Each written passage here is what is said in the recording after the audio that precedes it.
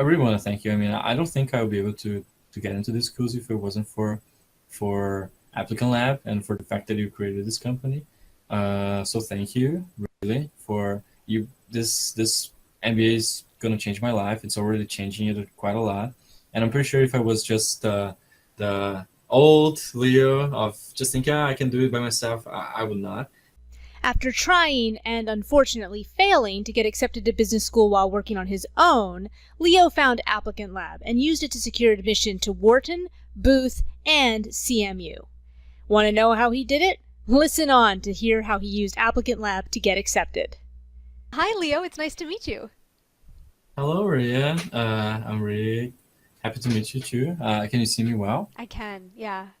It's working. I We put got some it. lights here, Yeah. like as you recommend in the interview module. So, Okay. I even give you lighting tips in Applicant Lab. It really is a full service. It really does cover everything you need. Um, well, so thank you for reaching out to me to let me know your excellent news. It sounds like congratulations are in order. Like it sounds like you've gotten into some pretty really great business schools. I think you might have even said that it was you've gotten into your dream school. So I'm excited to hear oh, about wait. that. Why don't you tell me first of all which schools you've gotten into, and then maybe a little bit about yourself and your background.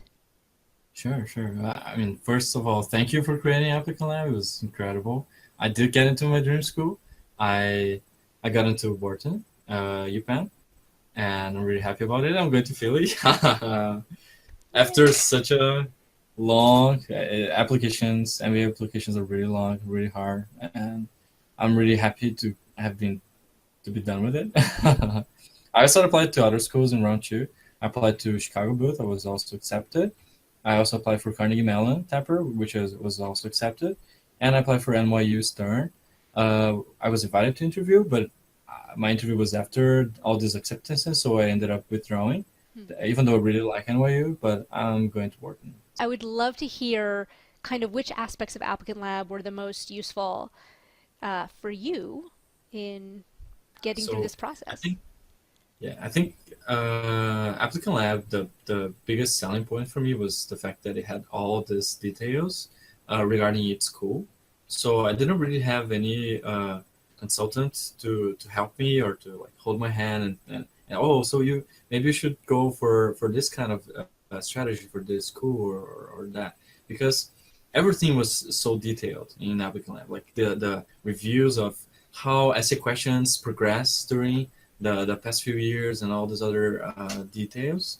They helped me a lot with each school, so I could focus. I really drafted from scratch the essay for each one. Like I prepare for interviews, also thinking about what each school is looking for, and I tune in my application for that. And I think this is was the biggest help from Applicant Lab for these applications, and I'm really thankful that you created this company before I started applying for MBA. So yeah, Yeah, I think that was the timing worked out for you. yeah. So before you found Applicant Lab, how were you considering? Were you thinking about hiring an admissions consultant, or Mm, maybe not, or what was your process like before you found Applicant Lab? yeah. So I'm usually like a self starter, like someone that goes for Coursera and other online tools to learn stuff. Even at my job, I don't really usually go like to classes. I learn guitar just by myself. I'm really used to self learning, and I was a little overconfident, I would say. So like, do I really need a consultant? Maybe that was not exactly what I needed. I was just like researching really hard, going to every single possibility to get to know more about each school and see which ones I wanted to apply for and all that. So I didn't really consider having a consultant at first. So I didn't want to have anyone to teach me GMAT either. I was just gonna practice by myself. But then I heard about Applicant Lab and I was like, oh, interesting. Let's see what this is about. And I saw the trial version for some time, and it was specifically for my number one school, which was Wharton. So I was like, let's see what this is about. So when I started to see how much detail and how much like insider information, let's say, and even like research that would be really hard for me to do. It was very like easy to grab. It was like such a time saver. I was like, okay, this is what I need. So it was either not doing any consultant or applicant lab, which just filled a gap for me. Like, okay, this is perfect. So I didn't really consider many other options. And even though a lot of people say that it's a really good investment, like even like if you get a scholarship or if you get into your dream school, to pay the really expensive, especially for someone from a third world country as I am. I'm from Brazil. Maybe it would be worth it, but I thought I could get in even without a consultant. So And you if I were did. taking too long, yeah, that was my decision rationale. So I'd so say. it's funny. So you said you had already been research. Wharton was your number one choice.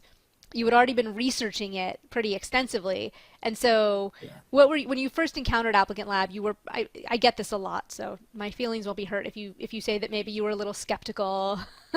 Like how can this online tool help me write essays? So when you did the free trial, your free trial included access to my Wharton module. You might have gone into it thinking like, well, I've already, Maria, I've already researched a lot about Wharton. Um, Yeah. and so I'm glad to hear it sounds like you're saying that when you got to the module, there was actually quite a bit of insight that perhaps you had not been able to Yeah. find on your own or, um, And I think a lot about the structure. I think the main thing that made me choose to go with it and also get like purchase it to get access to all the other schools that I was thinking about applying. I actually researched like 9 or 10 schools using Applicant Lab, and then I chose the schools I was going to apply because of all this research. But the thing that comes before, like you start focusing on each school, like what is career vision, your strengths and weakness, and all these other details, which at first I was a little skeptical. I was like, what is this career vision? I mean, I know what I want to do after my MBA. I didn't really understand how important this is until I really started to get into it. So I think um, yeah, I think I was a little skeptical about these other parts, but then I started to like get into all the interview help and explanations about that and how you should answer each part. I was like, oh, maybe I'll get an interview invite, so let's check this also. So yeah, right. I think it changed my mind a little bit to see the quality of the content. Yeah. Yeah, and I'm also relieved to hear you say that too, because I think one of the things I try to tell people when they first sign up is I say, look, I'm going to ask you to do a lot of work up front, and you might not understand at first where it's all going. You just have to trust me. Like the career vision, getting the career vision right, that's one of the main things that, if someone is otherwise qualified, let's say they're competitive on the GMAT side, they're competitive academically, they're competitive in terms of work leadership, the thing that sinks qualified candidates that had a shot is if they have a career vision that just doesn't really make a lot of sense, or the reason for getting the MBA is very fuzzy and not very well thought out. And so once you do all of that work once, you can adapt it from school to school to school, and you can use it in the essays and in the Oh yeah. interview, and you can share it with your recommenders to make sure that they're not talking about you doing something completely different, so that everyone's message is sort of on the same page. Um, so thank you for I thank you for doing yeah. those early modules because I mean, they yeah. To be totally transparent, like the first, like the strengths and weakness part, I was really dazzled about how much insights that brought. Like, oh, I'm an engineer, so I was like, okay, I don't have to focus at all about being analytical, about like all this mathematical part. Let's say I'm a project manager, all these other things that I realized. Okay, I don't have to talk about it. I don't have to waste words on things that can be assumed. But there were other things that maybe I should focus on, and I was really surprised about that. And I read every little part. I even chose like different. Oh, what if I was a different kind of person with a different career? And I checked like all these other options just to see how it worked, like how this model was. right. And then as it progressed to the career vision, I was like, okay, I don't really want to write all these things, so I would just like type in a few letters to go on and see what would be in the remainder part. And then when I started to like watch videos of the next parts, like how to make your drafts for the essays and how you can construct that, you mentioned a lot of times. So that's how you should bring your unique career vision. And this, okay, let's go back and fill all that up and actually think about it. And then I realized how much this is applicable for each school, like on each tab of the website. I think it's really well thought. Oh, great. Yeah, it sort of sets the foundation for everything else. Excellent. Let's see. We've talked about essays. Did you use the interview module at all when you Oh were yeah, preparing for interviews? actually. Every single one of those questions I practiced many times, and it was very helpful. The My first interview I was really nervous. Still, even though like I was practicing that, but I didn't want to like go too many times over it as you suggest, so that it wouldn't sound robotic. Like, okay, so maybe I hear this question and then just like go like crazy on it. But yeah, I think it was very helpful to make me uh, to help me try to find the biggest bullet points for each one and how I can bring a story to answer that question.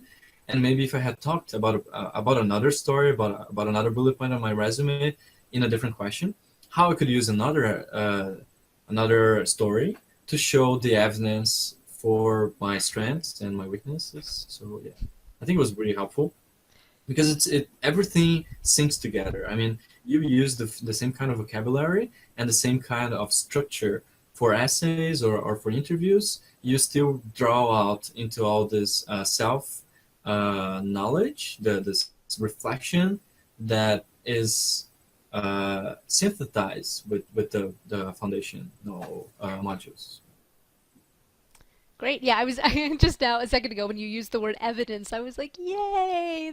That's that's a big Yeah. term we use, in the lab. I originally was like, oh, it's funny because it's applicant lab and you use evidence in a lab and it kind of all works together. I was sort of proud of myself for pat myself on the back for coming up with that terminology. So I was pretty excited to hear you refer to it as Yeah. evidence a second ago. Yeah, but Um, I think it's perfect. I mean, uh, it's like that show don't tell thing, like you're giving them data points or like different blood tests or whatever to show, okay, this guy has this little thing that we were looking for. Or right. maybe not for us. Right. No, exactly. You can say like I'm innocent. I didn't do the crime. Or you can show them the Yeah, video that actually shows you being someplace else at that time and it's like, "Oh, well that's going to go a lot further. Concrete proof is always going to go a lot further than claiming that yeah. you have a certain And I really personality." like all the examples that you give, like on the even on the first parts. Like, what is a career vision that doesn't make any sense? Like, if I just read that without the evidence or like the example on how that wouldn't make any sense. Like, oh, so I want to go to McKinsey and be the global like most important partner or the CEO of Pepsi or whatever. I was like, okay, yeah, that really doesn't sound feasible. So yeah, I think okay. Oh, good. Yay. I'm glad I got the point across. Um, So if, Applicant Lab is kind of a new idea in a field where, a lot of folks believe that maybe they have to pay someone money for guidance. Um, what would you so I faced quite a bit of skepticism sometimes when people encounter Applicant Lab and they say, well, yeah, but I mean, come on, Yeah, this even I did. I mean, after I talked to other people that are thinking about applying or people that applied and were accepted, they were like, "Really? Is this what it did? You just use this tool? What is that?" I mean, yeah, I hear a lot of that. So I think this is something that you gotta like go forward, like for your company. Like, how can you break that initial resistance that people might have? I think other like for TOEFL or for GMAT, that are other platforms that are kind of similar, maybe that would be easier, like because it's about studying. But yeah, I think as people start to get more like accustomed to this idea, your customer base will grow like crazy. Oh, If I I'm hope so. Thank you. Because sometimes I also hear people say like, but Maria, there's already, when I Google, how to get advice for the Wharton essay, there's, 1,000 blog posts that come up. And so are you asking me to basically pay to access a blog? And I'm like, no, because a lot of those blog posts are from admissions consultants who are using the blog to try to get you to pay them $10,000. So they're not going to give you all of their advice. They're going to give you some insight because they want to build credibility, but they're not going to tell you literally everything they know because they want to sort of entice you in. And for me, ApplicantLab is my product. Obviously there are additional services that are available, but my goal is for ApplicantLab to be, increasingly the only thing you need. So I put it all, I put it all in there. I think this is what was another thing. I mean, I did a few calls, free calls with other admissions consultants, but usually, talking about the career vision is not something we do. In such a situation, let's talk about it if you actually hire us or something. This is one thing, or like really important details about each essay. Like you go for the Stanford essay. Okay, I'm gonna give you what this is really about. Like what matters most to you. I didn't apply to Stanford, but I looked into many different videos also for NYU. Like you give really important details. I'm not gonna spoil you here, but I think.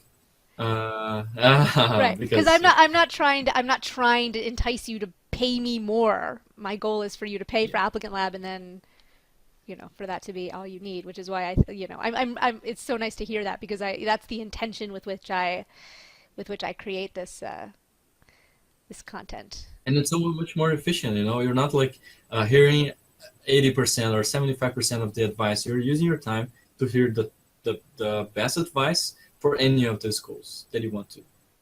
Right. Right, excellent. Okay, well, thank you so much for your time.